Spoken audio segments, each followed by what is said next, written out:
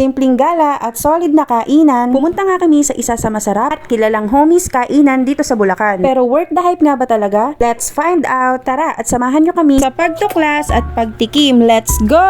Another day, another content na naman today. Ito na nga ang part 2 ng aming day 2 dito sa Bulacan. Sabi, ang dami na agad nangyari ngayong araw. Ibanding, kwentuhan at iyan at nagkaraoke pa nga kami. Ganamang ibang klase ang banding ng dalawang maglolang to.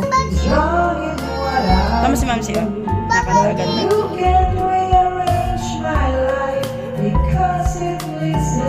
Yan ang sinasabi kong kanta ni Mama.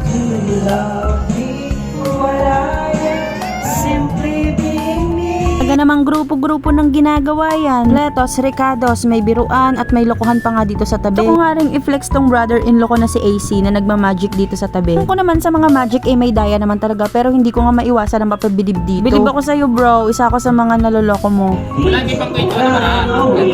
Jack na flower. Jack na flower ha? 1, 2, 3, 4, 5, 6. Daya yan.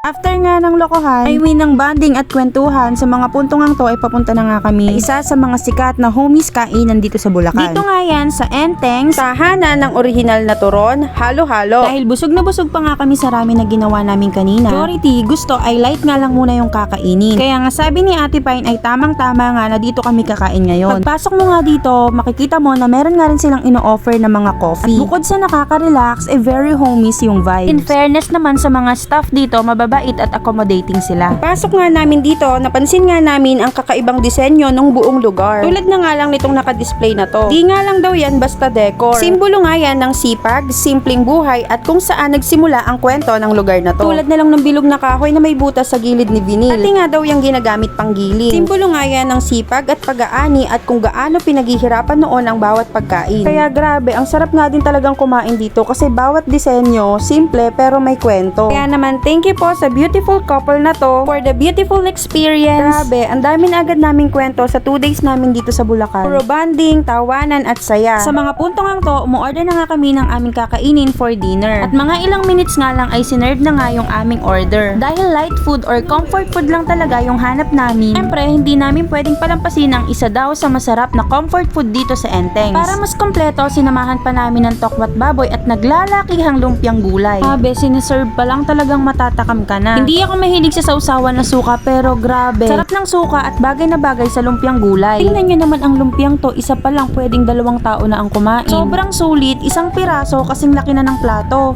Kaway guys. Kuya binili like Ate G.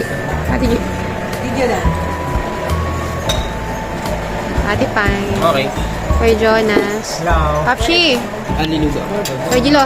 Hindi ba ito? Itadakimasu. Okay, ready na ang tiyan. It's food time!